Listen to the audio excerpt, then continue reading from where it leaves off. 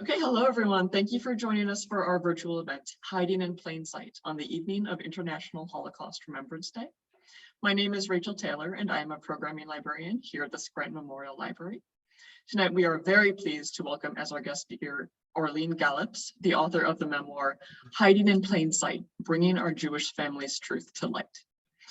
Through her presentation this evening, Orlene will share her personal account of uncovering her Jewish heritage and the tragic past of her family, which was shrouded in mystery for decades.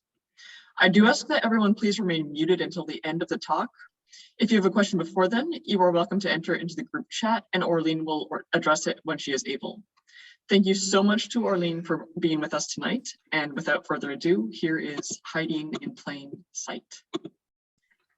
Thank you, Rachel, and hello, everyone. Those of you I know, those of you I don't know, but hope to get to know maybe after this evening. This is such a marvelous turnout, so I'm thrilled that you're here. And before I'm going to share my screen, and I'm just going to walk you through. It's a pretty brief presentation that walks you through a little bit of the background, some of the story. Not knowing who among you have read or not read the book, I just want to be sure that you get enough information. Hopefully it will encourage you to read the book, but at the same time, I'm going to focus too on the research as well as the story. But before I jump into that, I want to thank Rachel for her hard work in organizing and orchestrating this event. And I don't know if those of you who are in the Shoreline area, if you've been in the library recently, but I want to make note, thanks to Rachel, of the most beautiful display that she put in one of the entrances to the library, complete with flowers. And she sent me the picture. And of course, I sent the picture to, I don't know how many people, because I was pretty excited about it. But I think that really goes over and above, I think, what any guest speaker would expect. So Rachel, thank you for your work. And I want to introduce two people who are here with us tonight. One is Beth Searcy, who is actually my husband John's sister, and she's calling in from Georgia. And not only is she calling in tonight, but she was on another presentation I did a week or so ago. And so I think it's great that she's coming for round two. So Beth, thank you and welcome. And another person really has maybe even a different perspective on some of this story, because this is someone who knew my mom and dad. And that is Claudia Belotti, who's with us. Claudia is from Stanford, and I've known her since about 1971, when we were both 10. So we've known each other a long time, and Claudia knew my parents really well. They used to talk about her as their other daughter. So Claudia, I'm glad you could be here. Thank you. So I am going to share my screen and jump in, and I'm hoping I get it right. And there we go. I got it right. So this is a good start. What you see in front of you is, if you haven't seen the book, is the cover of the book. And the picture of my mom and dad was taken at my sister Susan's wedding in 1974. And when we were talking about it, we kind of agreed that this picture really brings to life what they were about, because what I see in that picture is joy and love, and that's really what they were about. So I just wanted to share that with you. And okay, and then I want to share something else with you, because today is a really special day. Today is the day designated by the United Nations General Assembly as International Holocaust Remembrance Day. And this is a very special day in the Jewish and certainly other communities as well. And this picture, which marks railway tracks leading to Auschwitz for the liberation of this camp. And this picture is particularly meaningful to me, having had a family member, one that I discovered who had survived not just Auschwitz, but 3 other camps in the space of 1 year. And so when I saw this picture, of course, that's what it brought to mind. And I'm going to talk a little bit about that too. But there are events and memorials that are taking place, not just today and not just this week. It's a very, very big week in terms of what people are doing around the world. You know, what I would like to see is, you know, every day being a day of remembrance for what happened, so that we can, in our own individual ways, have a voice to make sure that this doesn't happen again. And so with that, just a couple things I thought I would share with you. What I'm going to do over the next maybe 20 minutes or so, because I want to leave a lot of time for questions or comments, is to talk with you a little bit about the beginning of this. You know, people say, how did this start? What got you to this point? And part of that is actually, it's an interesting story. And I want to talk a little bit about the research, the process, the rabbit hole, as I sometimes describe it, some later findings, and why a book? You know, why do you want to write a book about this? And I've included here, which was part of that journey, a picture of a road that would take you to a very small town in Topolčany, Slovakia. And that was done in 2016. I was there with my husband looking for information about my dad's family. He was born and raised in, well, what is now Slovakia. And what captured me about the picture was that it's a beautiful picture. It's a beautiful scene. The contrast of the colors really attracted me. But the other side of that was when you drove into this town, what you saw was a town that looked like it had been forgotten in time. And so the contrast of those two things struck me and certainly continue to strike me. But it really is it's a beautiful road, but not what it leads to. And I'll talk about that later as well. And so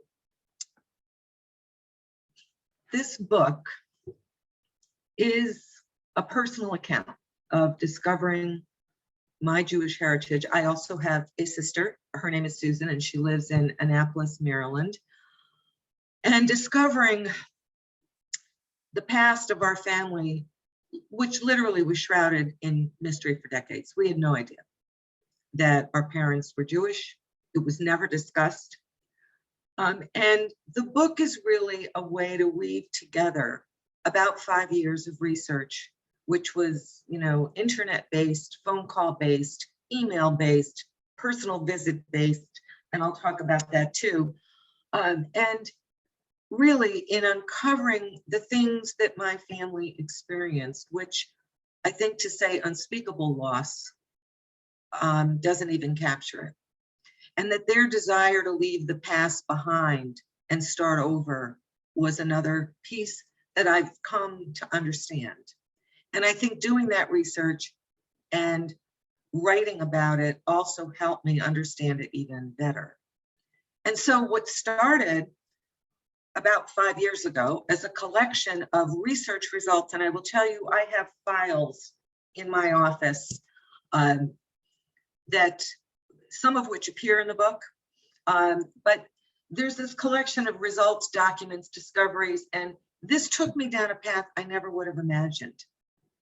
And writing a book was the last thing I was thinking about, because what I started out to do was to find answers. And in that, I visited with the United States Memorial Holocaust Museum in DC. They were a huge partner in this research in terms of finding things.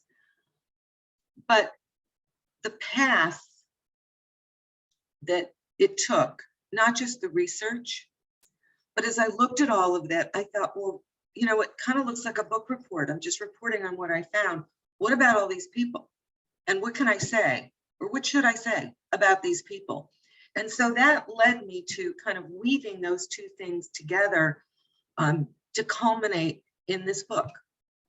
that is partially research-based, partially my own past-based, because it led me down some other personal paths that I never imagined were going to happen. So, and for those of you who haven't read the book, I'm just very quickly going to read to you just one chapter, not a chapter, I can promise, just a paragraph. The journey that starts in 1994 starts with a copy of a marriage certificate issued to my parents. The ceremony was performed on Henry Street in Lower Manhattan. Interestingly, our parents told us they had been married by Justice of the Peace on the 5th of July, 1949, because the courts, of course, in the US would be closed on the 4th. And so you might ask, so why did you need this marriage certificate? I sent away for it. I wrote to the New York City Bureau of Vital Statistics. And at that time, in 1994, my mom was dying of early onset Alzheimer's. And so we needed proof of her date of birth.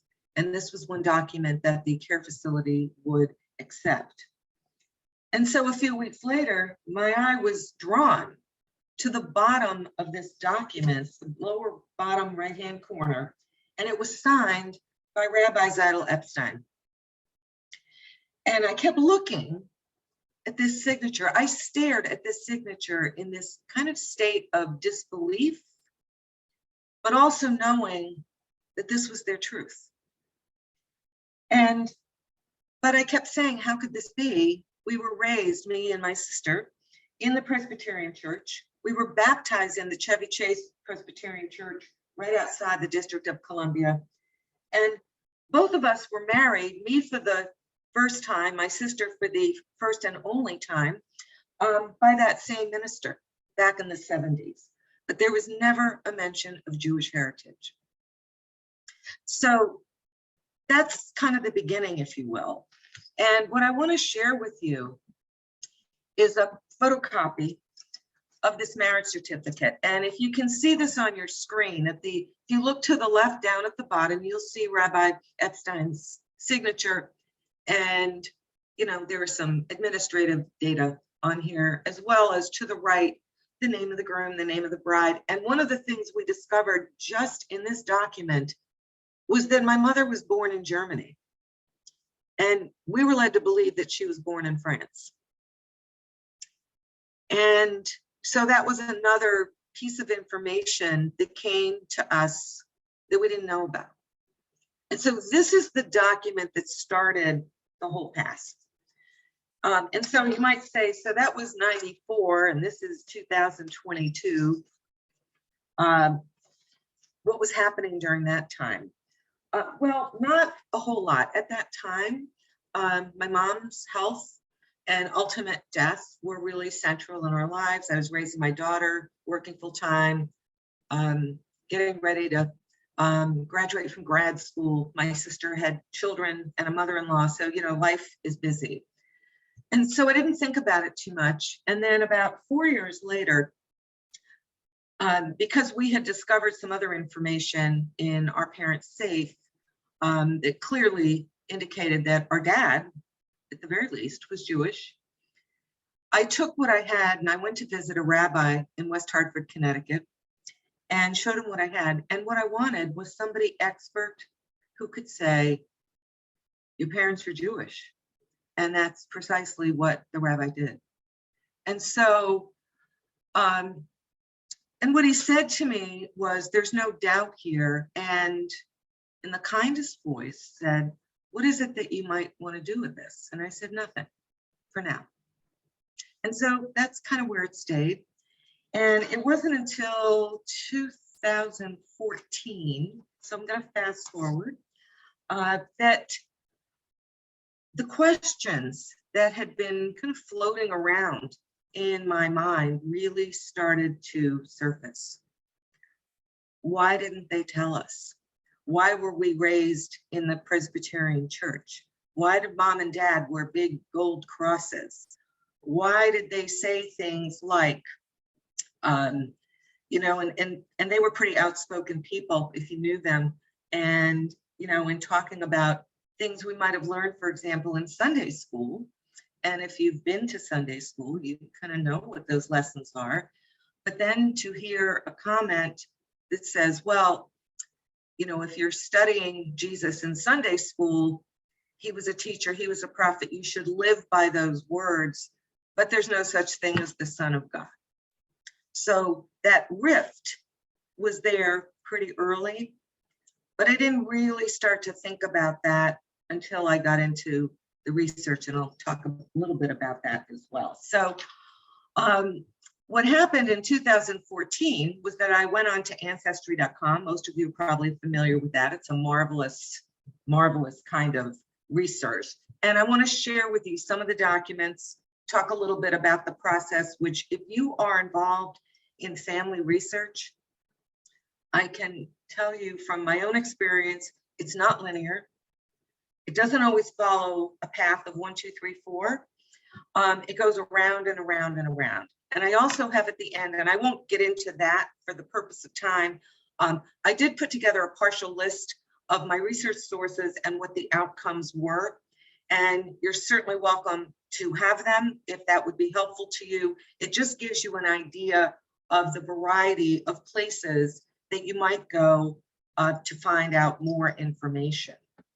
So this document actually comes from Ancestry.com, and it's the list or manifest of passengers that came to the United States, actually from Cherbourg, France in 1948. And the top yellow arrow you see is where I found my mother's name, but it didn't look right to me because the name on this, you probably can't see this, is Eleanor Abraham Brahm, and it was hyphenated, and I had never heard that. Her last name, her maiden name was Brahm, as far as I knew. But there was a little handwritten note next to it, and I couldn't make sense out of it. So I called Ancestry, and so fortunately got a hold of one of their reps and said, I'm looking at this. I don't know what this D of line 32 means. And she said, it probably means that this person up here is the daughter of this person down here.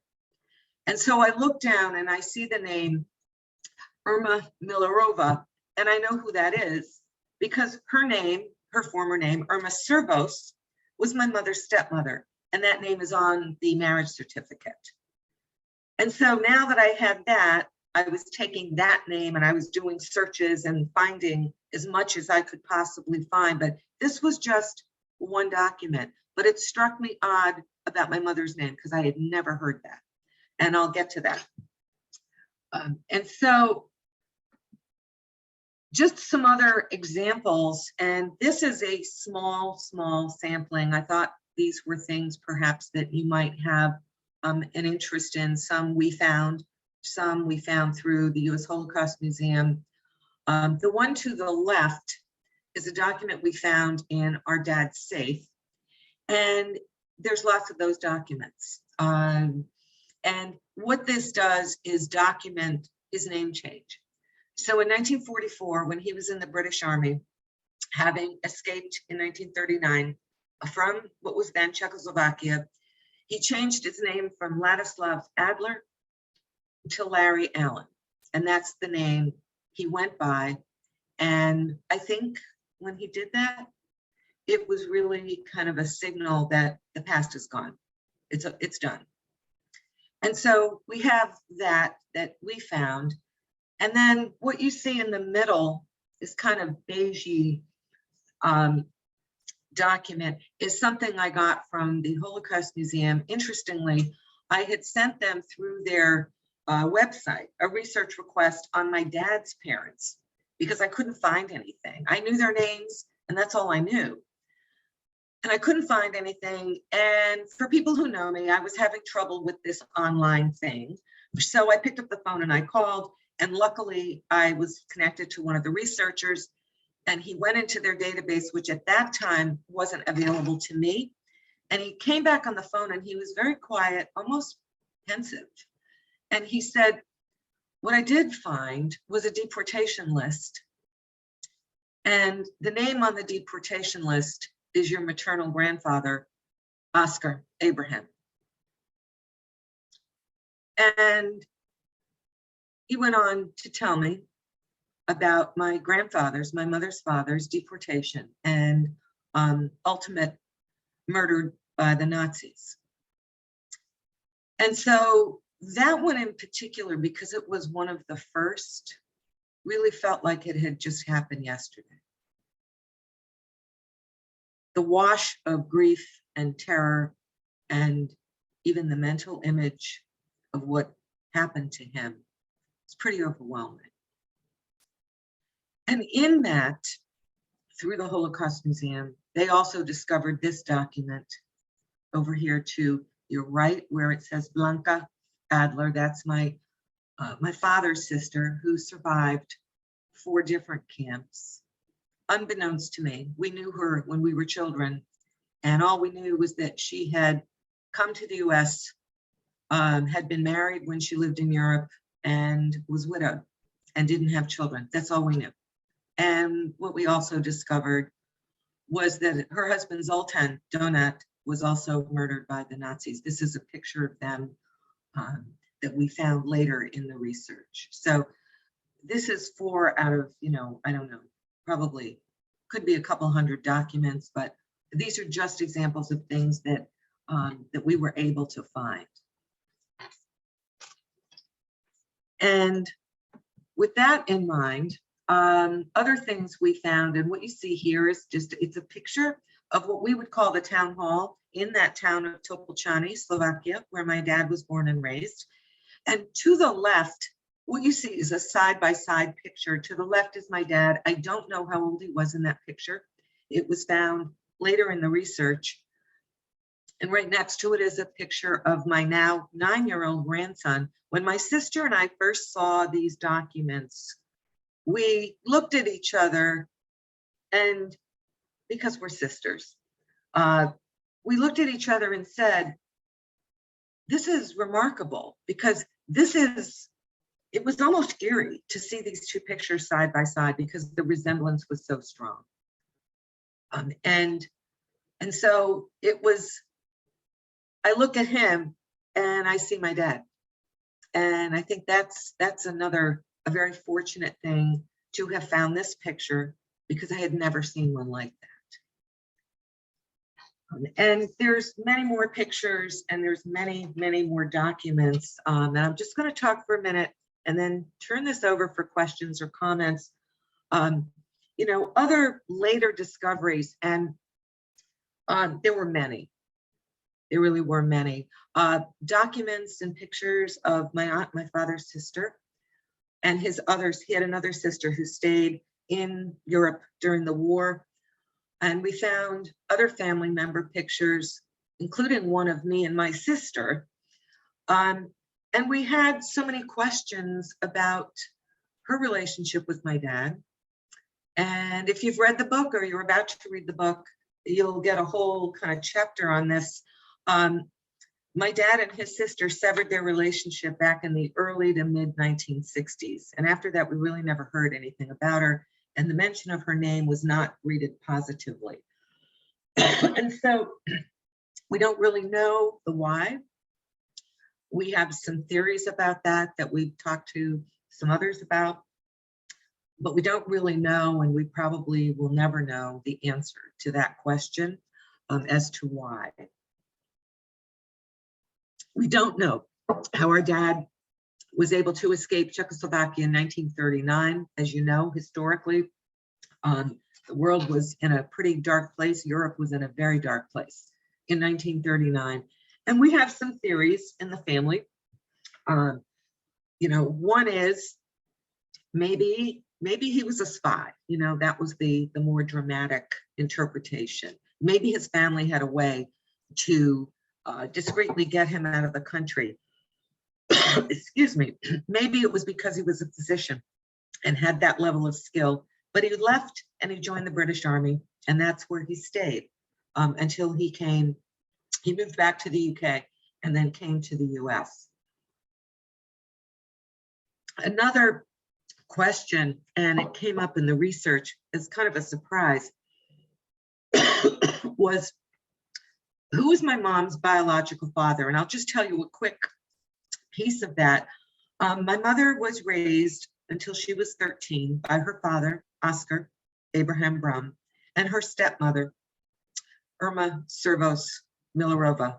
Irma remarried before she came to the US after Oscar was murdered by the Nazis. And my mom didn't speak very positively of her. I won't get into that. You can read more about that.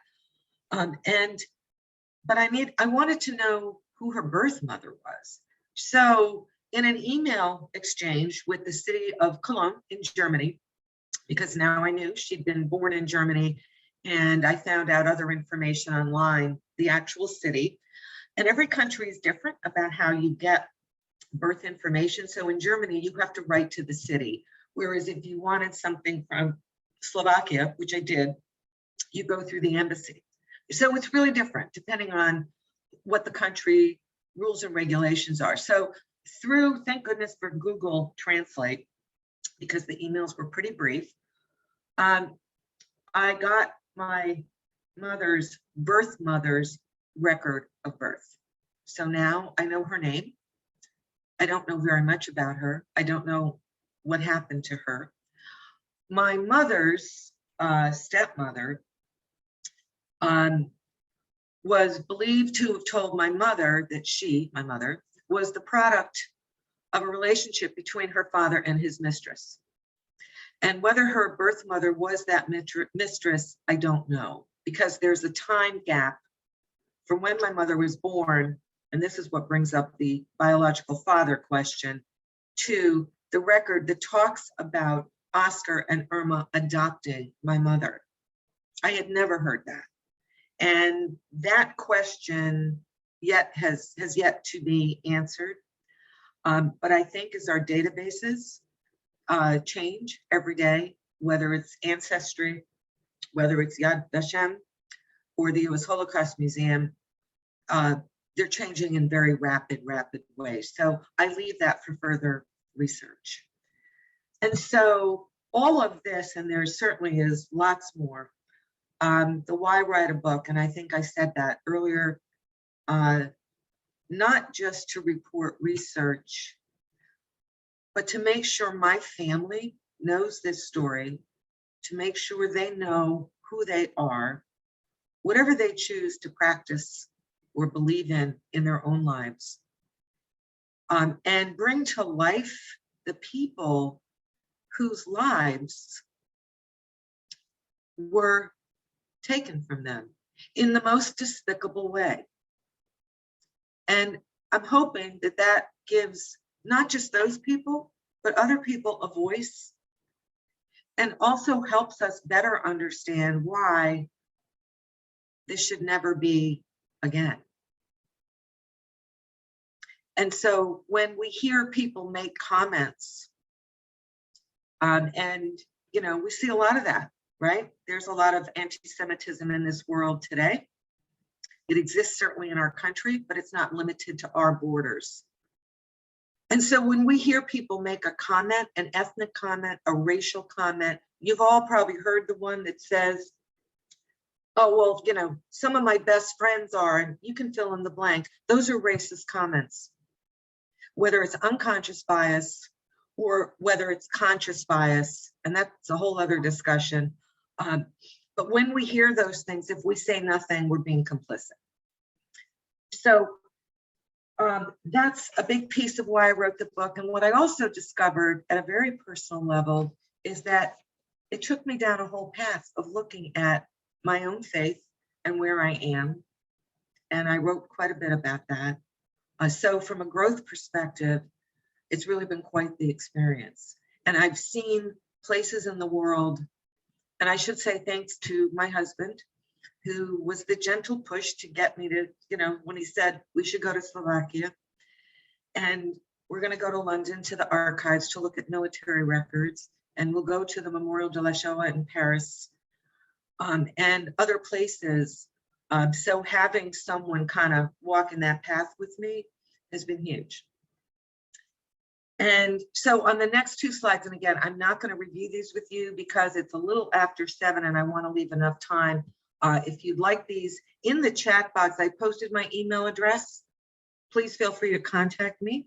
I also posted a link. If you decide that you want a copy of this book, actually the easiest way to get it right now is on Amazon, and I've posted the link that will take you there directly.